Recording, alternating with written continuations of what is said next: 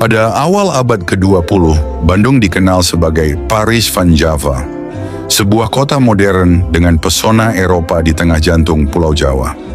Sekitar tahun 1913, sebuah rekaman unik dibuat, sebuah Phantom Ride, teknik sinematografi di mana kamera dipasang pada kendaraan yang bergerak, merekam pemandangan seolah-olah penonton sedang mengendarai sendiri.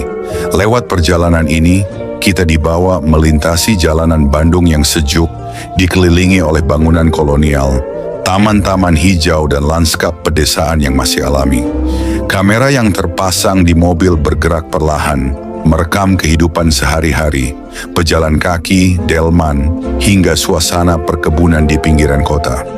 Rekaman ini bukan hanya menjadi saksi bisu kemajuan Bandung saat itu, tetapi juga memperlihatkan bagaimana alam dan kota berpadu dalam harmoni, sebelum modernisasi mengubah wajahnya secara drastis. Melalui Phantom Ride ini, kita seolah kembali menembus waktu, menyaksikan Bandung dalam kejayaannya lebih dari seabad yang lalu. Perjalanan dimulai di jalan menuju Society, tempat berkumpulnya kalangan terhormat di tengah kota Bandung. Menyusuri jalan itu, kami melewati kawasan pecinan yang ramai, dengan deretan toko dan rumah bergaya Tionghoa yang khas. Tidak jauh dari sana, tampak sebuah gereja kecil berdiri tenang di sepanjang Bragawek, jalan utama yang menjadi jantung kehidupan modern Bandung. Kita singgah sejenak di Peters Park, taman kota yang rindang dan menjadi tempat bersantai warga. Setelah itu kami melanjutkan perjalanan menuju stasiun, di mana kami menyaksikan momen mengesankan. Sebuah kereta ekspres melaju kencang, membelah suasana dengan deru mesinnya. Kemudian kembali ke Bragawek, melewati bagian jalan yang lebih sibuk, diapit oleh bangunan megah seperti Society dan Warren Huis de Vries, pusat perbelanjaan bergengsi saat itu. Perjalanan kemudian membawa kami ke kawasan pinggiran baru yang mulai berkembang, yang dikenal dengan nama Merdeka. Tak berhenti di sana, kita melanjutkan ke arah Bagendit. Di sana kami menyeberangi sebuah danau pegunungan yang indah. Permukaan airnya memantulkan warna langit dan perbukitan di kejauhan.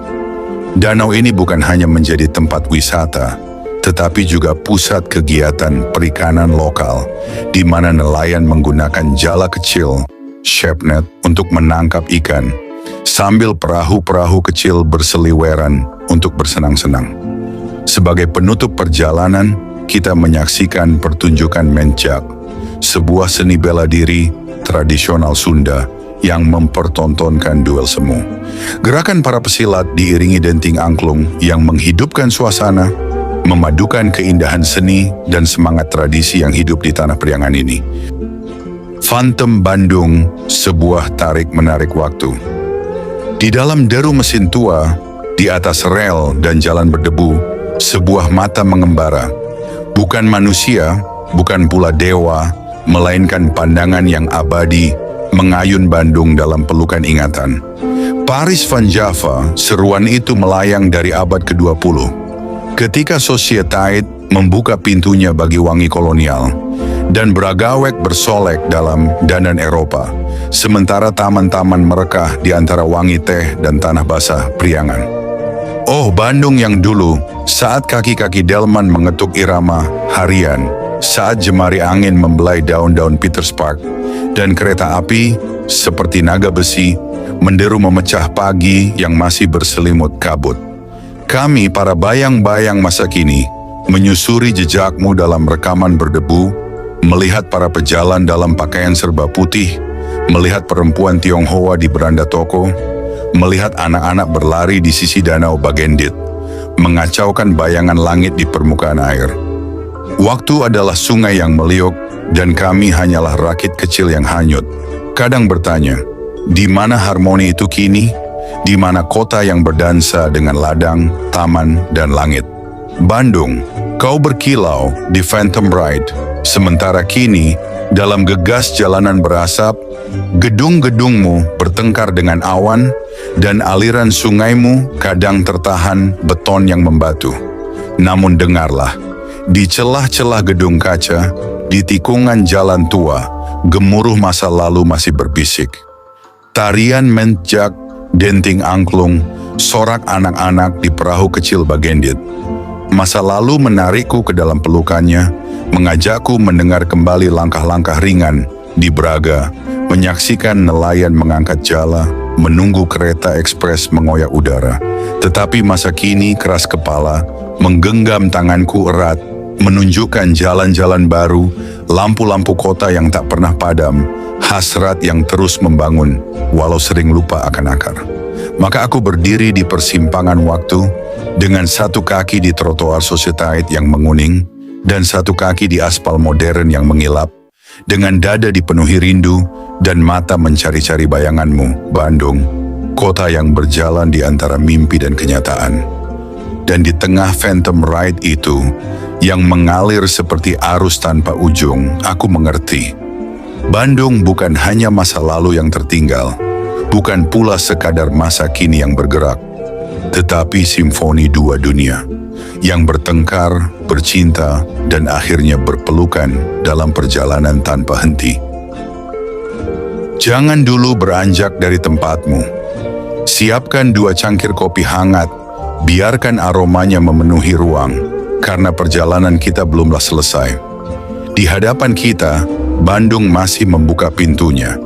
Kota yang menyimpan ratusan tahun cerita, dalam desir angin yang mengendap di jalanan tua, dalam bayang-bayang gedung kolonial yang diam-diam berbisik.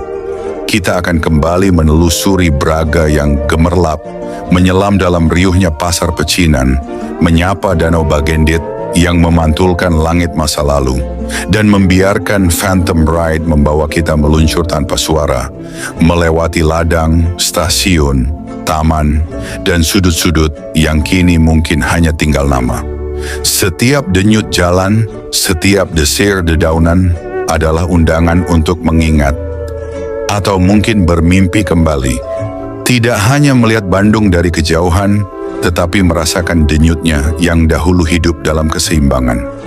Jadi pegang erat cangkir kopimu, biarkan waktu melunak sejenak, karena di perjalanan ini, Bandung akan menuntun kita ke masa lalu yang belum pernah benar-benar pergi. Selamat menikmati perjalanan waktu ini bersama aroma kopi dan rindu yang mengalir perlahan.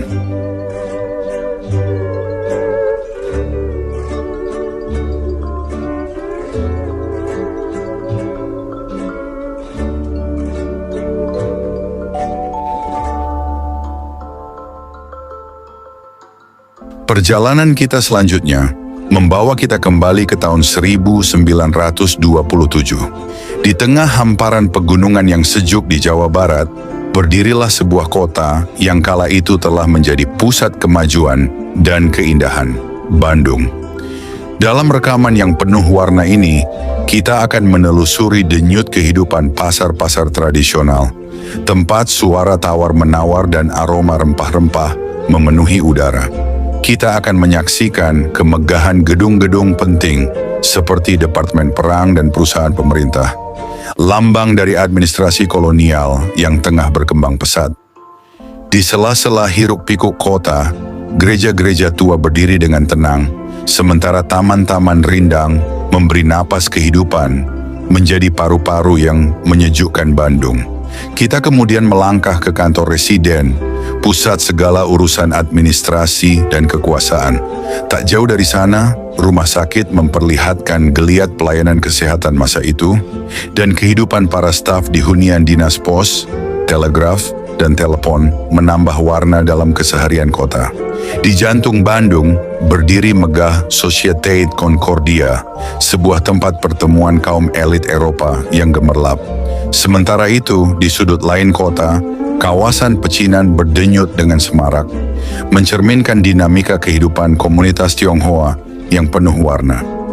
Tak jauh dari sana, sebuah perpustakaan umum berdiri tegak, menjadi simbol semangat pendidikan dan kehausan akan pengetahuan. Akhir dari perjalanan ini membawa kita menanjak ke Lembang, menuju Observatorium Boscha.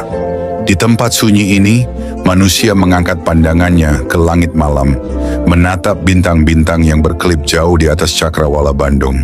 Sebuah penutup yang mengajak kita merenung tentang masa lalu, masa kini, dan masa depan. Sambil menikmati wajah kota Bandung di masa silam, narasi ini akan mengajak kita memahami tentang sejarah Bandung. Sejarah kota Bandung bermula jauh sebelum kota ini secara resmi berdiri. Pada masa zaman tersier, sekitar 27 juta tahun lalu, wilayah yang kini menjadi Bandung masih merupakan bagian dari Laut Dangkal yang memanjang dari Raja Mandala hingga Pelabuhan Ratu. Bukti-bukti geologis tentang masa ini dapat ditemukan di perbukitan kapur kawasan Kars Citata, Raja Mandala, berupa terumbu karang purba yang tersingkap akibat pengangkatan kerak bumi selama jutaan tahun. Proses ini membentuk lipatan, patahan, dan retakan hingga membuat pantai utara Pulau Jawa kala itu berada di wilayah Pangalengan. Seiring waktu, bukit-bukit kapur yang terangkat mengalami pelarutan dan karstifikasi, membentuk sungai bawah tanah dan gua-gua seperti Gua Sanghyang Poek, Gua Bancana, dan Gua Pawon. Sekitar 4 juta tahun yang lalu, aktivitas vulkanik mulai terjadi di selatan Cimahi, melahirkan gunung-gunung kecil seperti Gunung Lagadar, Gunung Selacau, Gunung Lalakon, hingga Gunung Paseban. Pergerakan aktivitas vulkanik kemudian bergeser ke utara. Pada kala Pleistosen akhir, sekitar 500.000 tahun lalu, letusan dahsyat Gunung Sunda Purba membentuk kaldera Sunda, cikal bakal dari cekungan Bandung. Dalam waktu yang bersamaan terjadilah patahan Lembang, jalur retakan yang membentang dari Cisarua ke Gunung Manglayang. Tak berhenti di sana, sekitar 125.000 tahun lalu, Gunung Tangkuban Parahu meletus berkali-kali. Material letusannya membendung aliran sungai Citarum Purba. Akibatnya, terbentuklah Situ Hyang atau Danau Bandung Purba, membentang dari Cicalengka hingga Padalarang dan dari Bukit Dago hingga Soreang. Letusan besar 55.000 tahun lalu kemudian membelah danau ini menjadi dua bagian, Danau Bandung Purba Barat dan Timur.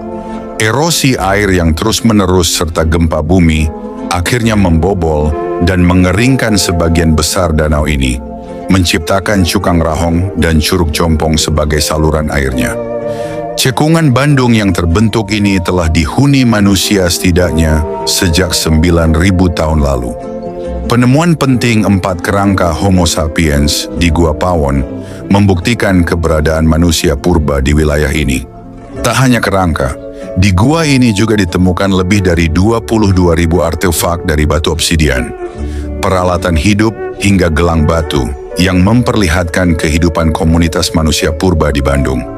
Permukiman serupa ditemukan pula di Dago Pakar, Pasir Kiara Janggot, Pasir Panyandaan, Darmaga, Gunung Singa, dan Gunung Sadu.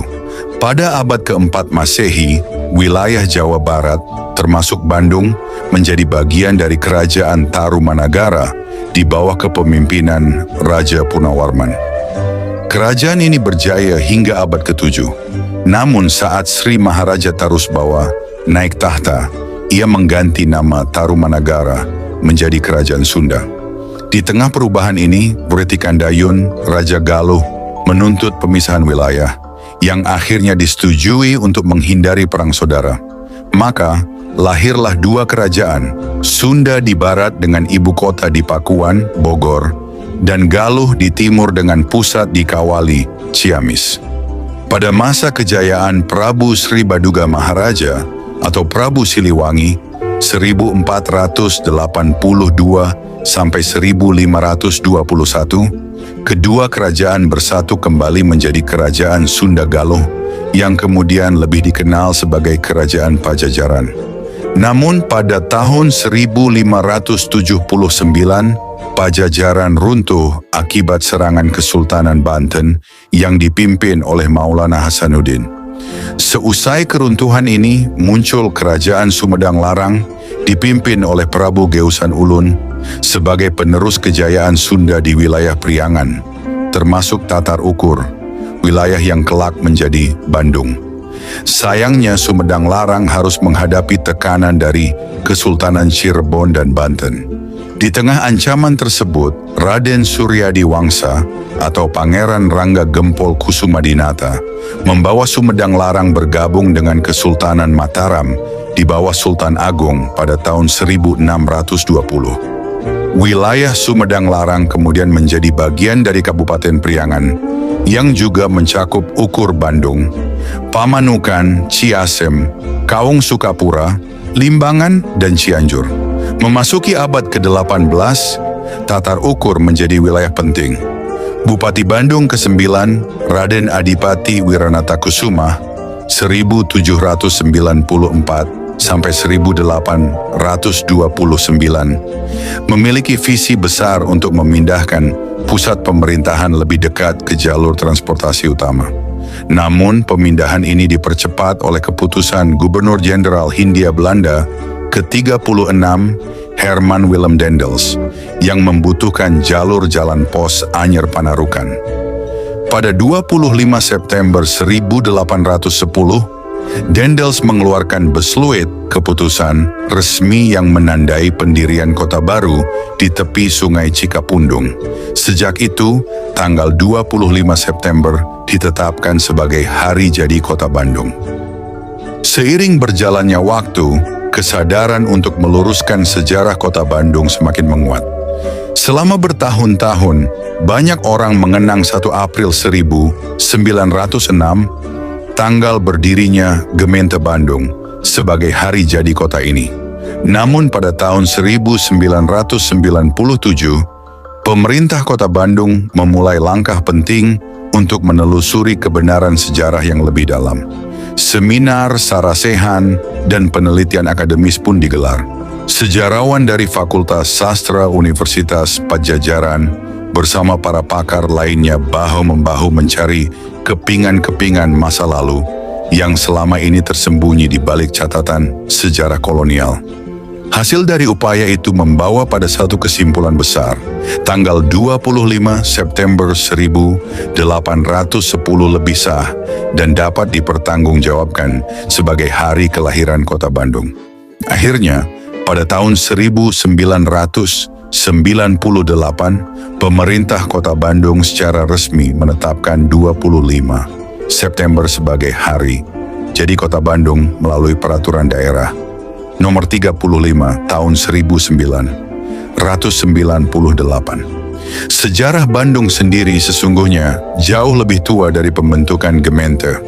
Sejak pertengahan abad ke-17, Kabupaten Bandung telah berdiri dengan Tumenggung Wirangunangun sebagai bupati pertama. Kala itu, pusat pemerintahan berada di Krapiak, sekarang dikenal sebagai Dayakolot, sekitar 11 km dari pusat kota Bandung yang kita kenal sekarang. Perubahan besar datang pada masa Ra Wiranatakusuma II, Bupati ke-6 Bandung, 1794 sampai 1829. Ketika itu, kekuasaan di Nusantara beralih dari tangan VOC ke pemerintah Hindia Belanda di bawah Herman Willem Daendels. Dalam upaya memperkuat pertahanan dan memperlancar administrasi, Daendels memerintahkan pembangunan proyek besar. Grote Postweg, jalan raya pos yang membentang dari Anyer di barat hingga Panarukan di timur Jawa. Di Priangan, termasuk wilayah Bandung, pembangunan jalan ini dimulai pada 1808 dengan memperlebar jalur-jalur lama. Rutenya kini dikenal sebagai Jalan Jenderal Sudirman, Jalan Asia Afrika, Jalan A, yakni hingga ke arah Sumedang. Menyadari pentingnya lokasi strategis di sepanjang jalur baru itu, Daendels pada 25 Mei 1810 menginstruksikan agar Bupati Bandung memindahkan ibu kota kabupaten dari Krapiak ke dekat jalur utama di tepi Sungai Cikapundung. Namun bahkan sebelum perintah itu resmi dikeluarkan, R.Y. Wiranatakusuma II sudah merencanakan pemindahan tersebut. Krapiak dianggap terlalu rawan banjir dan kurang mendukung perkembangan masa depan. Awal perpindahan terjadi sekitar akhir 1808 atau awal 1809. Bupati beserta pengikutnya sempat bermukim sementara di beberapa tempat seperti Cikalintu, sekarang Cipaganti, Balubur Hilir, dan Kampung Bogor. Kini Kebon Kawung, lokasi Gedung Pakuan. Pemindahan ini bukan atas prakarsa Dendels, melainkan murni inisiatif Bupati Wiranata Kusuma II, menjadikannya sebagai pendiri kota Bandung modern. Akhirnya, tanggal 25 September 1810, dengan dikeluarkannya Besluit resmi, kota Bandung ditetapkan sebagai Ibu Kota Baru Kabupaten Bandung. Tanggal inilah yang kini kita rayakan sebagai Hari Jadi Kota Bandung. Dalam perjalanan berikutnya, dari 1810 hingga pertengahan 1864, Bandung berkembang sebagai pusat pemerintahan kabupaten yang diperintah langsung oleh para bupati dari dinasti Wiranata Kusuma. Raden Adipati Wiranata Kusuma II. Raden Adipati Wiranata Kusuma ketiga tahun 1829 hingga tahun 1864 dan Raden Adipati Wiranata Kusuma keempat dari tahun 1846 hingga tahun 1874. Pada masa pemerintahan R.A. Wiranata Kusuma IV, tepatnya 7 Agustus 1864, terjadi perubahan besar. Kota Bandung ditetapkan menjadi ibu kota Keresidenan Priangan, menggantikan Cianjur yang rusak akibat letusan Gunung Gede. Sejak itu, Bandung memiliki 2 sistem pemerintahan sekaligus. Pemerintahan kabupaten yang bersifat tradisional dan pemerintahan keresidenan yang mewakili kolonial Belanda. Kemudian, pada 1 April 1906, pemerintah Hindia Belanda membentuk Gemeente Bandung, sebuah kota dengan status pemerintahan sendiri. Saat itu, Kabupaten Bandung masih dipimpin Bupati R.A.A. Martanegara. Sejak berdirinya Gemeente, Bandung menjalankan 3 sistem pemerintahan bersamaan. Pemerintahan kabupaten, pemerintahan keresidenan, dan pemerintahan kota Gemeente yang otonom. Dalam perkembangannya, pemerintahan Gemeente secara bertahap menjadi yang paling dominan dalam pengelolaan kota. Bupati tetap berperan, namun kini dalam kapasitas sebagai anggota Gemeente Raat atau Dewan Kota. Seiring perubahan zaman, sebutan pemerintahan Kota Bandung pun turut berubah. Kota ini pernah dikenal dengan berbagai nama, mengikuti dinamika politik yang terjadi. Staatsgemeente Bandung sejak 1 Oktober tahun 1926, Bandung Shi pada masa pendudukan Jepang 1942 sampai 1945, Haminte Bandung saat negara Pasundan 1946 sampai 1948. Kota besar Bandung pada masa awal kemerdekaan, Kota Praja Bandung berdasarkan Undang-Undang Nomor 1 Tahun 1957, Kota Madya Bandung, dan kemudian Kota Madya Daerah Tingkat 2 Bandung berdasarkan Undang-Undang Nomor 5 Tahun 1974. Hingga akhirnya, sejak tahun 1999, kota ini resmi dikenal sebagai Pemerintah Kota Bandung, sebutan yang bertahan hingga hari ini. Melalui perjalanan panjang itu, Bandung bukan hanya membangun identitas geografisnya, tapi juga merajut sejarah, budaya, dan jati dirinya sendiri, hingga menjelma menjadi salah satu kota besar yang paling berpengaruh di Indonesia. Bandung, kota yang kini dikenal sebagai pusat kreativitas dan inovasi, memiliki lintasan sejarah panjang yang membentang dari masa kerajaan hingga zaman modern. Di masa lampau, wilayah ini merupakan bagian dari Kerajaan Pajajaran, sebuah kerajaan Sunda yang makmur dan berbudaya tinggi. Bandung saat itu masih berupa hamparan hutan lebat dan sungai-sungai yang membelah tanah subur Priangan. Ketika masa kolonial tiba, segalanya berubah. Bandung dijadikan kota perkebunan dan kemudian dikembangkan menjadi kota modern oleh pemerintah Hindia Belanda. Jalan-jalan, gedung-gedung bergaya Art Deco, dan jalur kereta api menghubungkan Bandung dengan pusat-pusat kekuasaan kolonial. Bandung pun dikenal sebagai Paris Van Java, kota peristirahatan para pejabat dan kaum elit.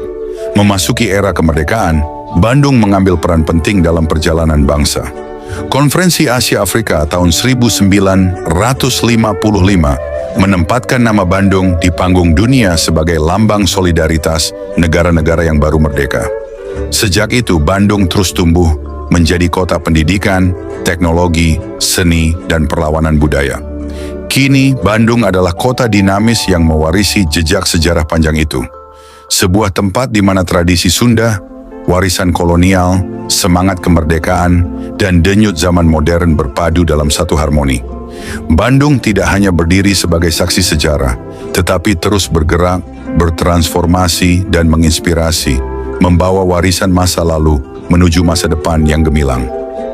Bandung di bawah langit kelabu, bernapas dalam sejuk embun pagi, jalanmu berliku, dipeluk rindu, di setiap sudut, kenangan menari. Kopi hangat di warung kecil, mengalirkan kisah yang tak pernah usai, tawa anak-anak di taman-taman mungil, menggema di udara, berbaur dengan angin semai. Gedung tua bersaksi bisu, tentang zaman yang bergulir perlahan, tentang janji muda-mudi yang dulu, mengukir cinta di antara hujan. Di Bandung, hujan adalah lagu, jalan-jalan basah menjadi puisi, dan cinta seperti tumbuh baru, di sela riuh kota yang berseri. Oh Bandung, kau adalah rindu yang tak kunjung padam, dalam kabut, dalam lagu-lagu malam, kau tetap abadi, di dada yang diam. Terima kasih. Maaf segala kekurangan dalam narasi ini. Wassalamualaikum warahmatullahi wabarakatuh.